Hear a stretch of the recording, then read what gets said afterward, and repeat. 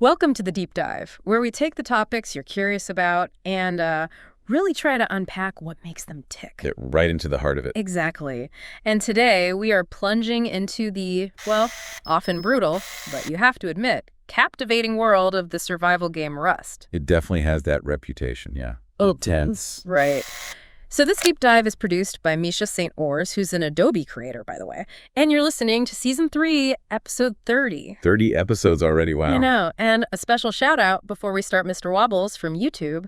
This one's for you. We actually heard you sometimes perform concerts in Rust. Wait, really concerts? Inside Rust? Yeah. Which, I mean, that sounds like a fascinating mix of, I don't know, chaos and art. Definitely a unique venue choice. Yeah. Given Rust's general atmosphere. Totally. So our mission here, using Misha St. Ors' survival guide as our kind of jumping off point, isn't just to tell you what Rust is. Right. We want to explore the core stuff, the elements that make it so, well, intense and engaging for so many players. Exactly. Okay, let's dive right in.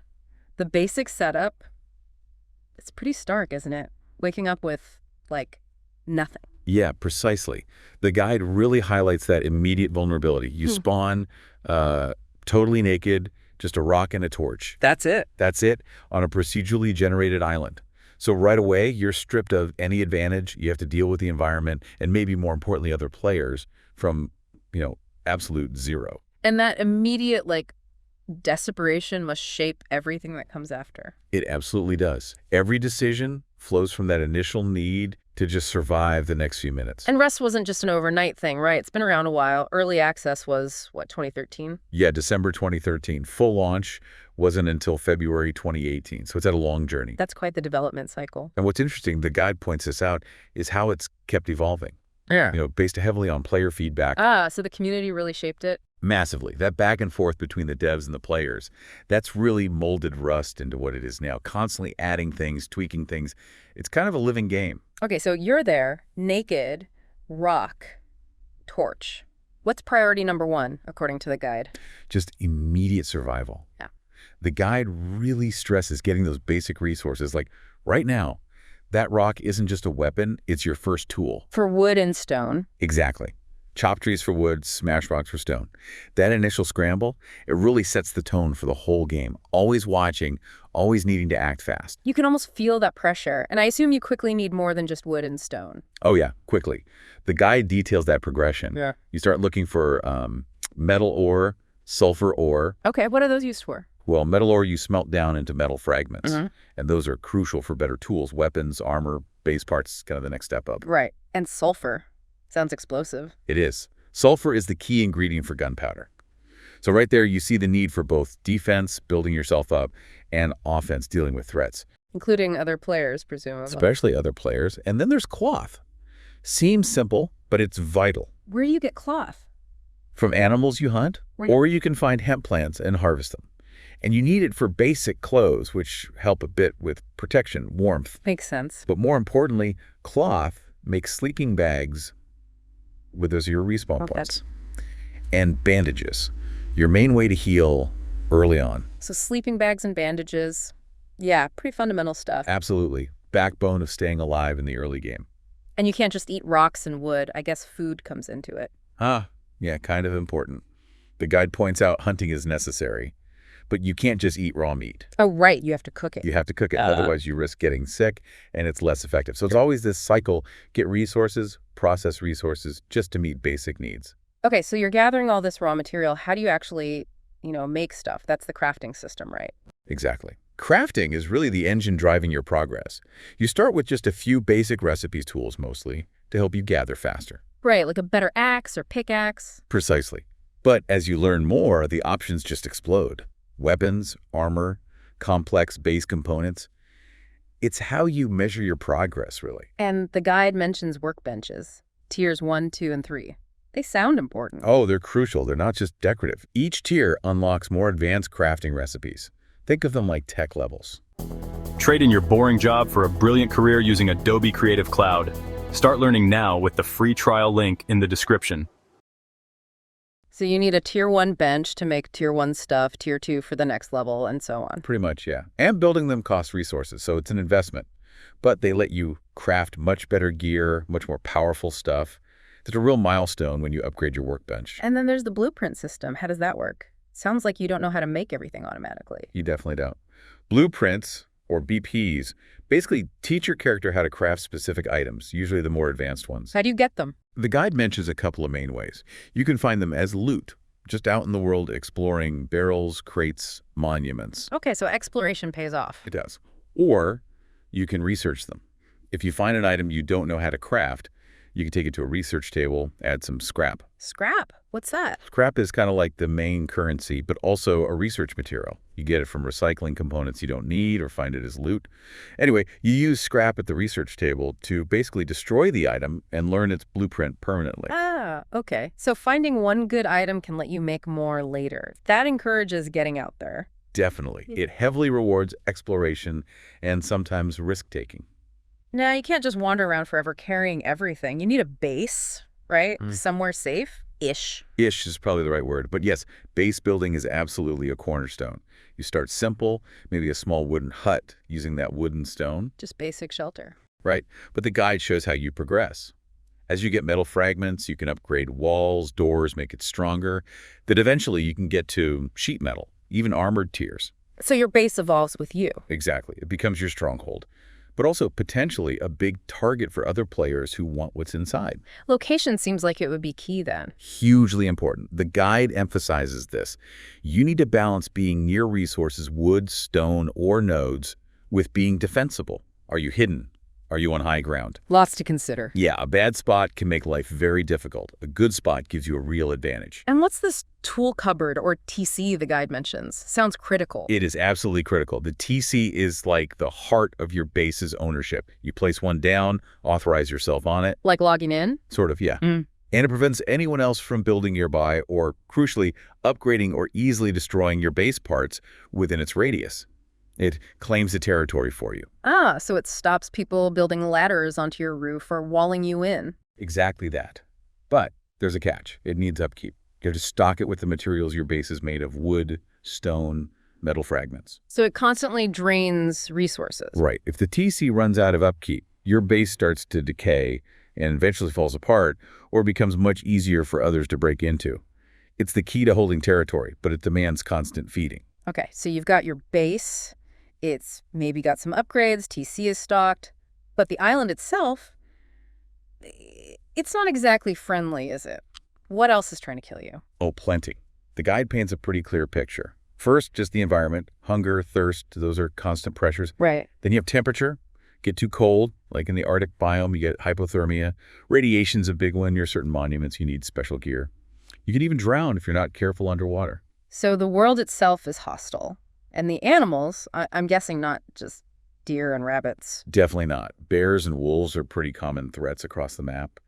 Annoying, dangerous if you're unprepared. But the new jungle biome the guide mentions, that adds tigers, panthers, things that actively hunt you in the dense trees.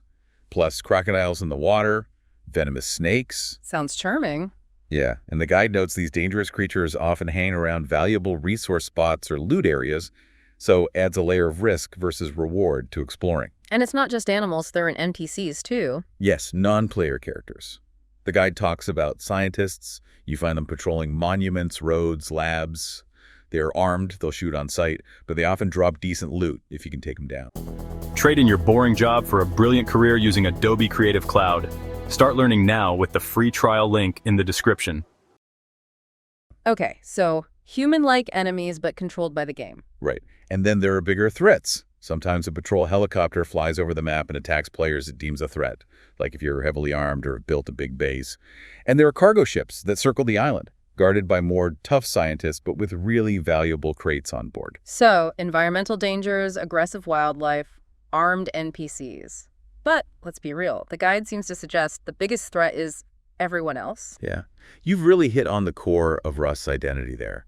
The guide is very clear.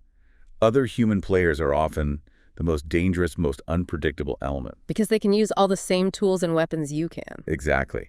And their motivations can be anything. Some might ignore you, some might try to team up. Many will just shoot you on sight for your rock. Trust is a very scarce resource in Rust. It's definitely earned that reputation for brutal PvP. Which brings us to that whole human element the guide talks about. It sounds like this wild social experiment sometimes. It really is. The guide touches on how these dynamics emerge naturally. People form alliances, clans, because there's strength in numbers, right? Yeah. For gathering, building, defending. Or attacking others. Or attacking others, absolutely. Raiding is a huge part of the game. Breaking into someone else's base to steal their stuff, it creates this constant tension. You need defenses, maybe allies, but alliances can break down too. Betrayal happens often. Oh yeah. Cooperation 1 minute, backstabbing the next. Right. It really shapes the story of each server wipe. The guide mentions an anything goes mentality. That sounds chaotic. It can be incredibly chaotic. Because there aren't many hard rules enforced by the game itself, beyond anti-cheating stuff, it allows for this huge spectrum of behavior. So you get heroes and villains, traitors and bandits, all created by the players themselves. Exactly. You get these amazing player-driven stories, acts of kindness, elaborate traps, epic base defenses, dramatic betrayals. It's that unpredictability, that raw interaction that makes Rust unique for many. Are there any safe spots? The guide mentions compounds like Outpost and Bandit Camp. Right, those are exceptions. Yeah. They're designated safe zones, usually guarded by NPC turrets. So you can go there without getting shot immediately. Generally, yes. Yeah. PvP is disabled right inside. People go there to trade using vending machines, recycle components safely, maybe buy things from NPC vendors. But the guide warns, if you do break the rules, like attacking someone inside, the turrets will definitely kill you, and you might get flagged as hostile for a while. So safe-ish with rules. Safe-ish, yeah. They offer breather, but they're still part of the same world. Okay, let's swing back to progression. We talked basic crafting, workbenches, finding BPs. How does scrap and research really fit into getting the best gear?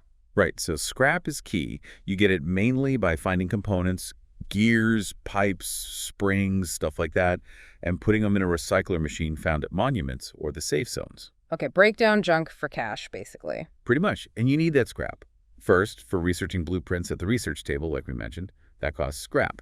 Second, you need scrap to even build the higher tier workbenches. Tier 2 and Tier 3 benches cost a lot of scrap. So scrap drives both learning and capability. Exactly. And third, scrap is often used as currency between players for trading. It's really central to the mid to late game progression. Workbenches structure it. Tier 1 lets you craft basic stuff. Tier 2 unlocks better weapons, armor, base parts. And Tier 3 gives you access to the top tier military weapons, explosives, heavy armor. Plus, higher benches often craft things faster too. So it's a clear path, but one you have to work for with resources and scrap. Definitely. It provides structure to the potential chaos.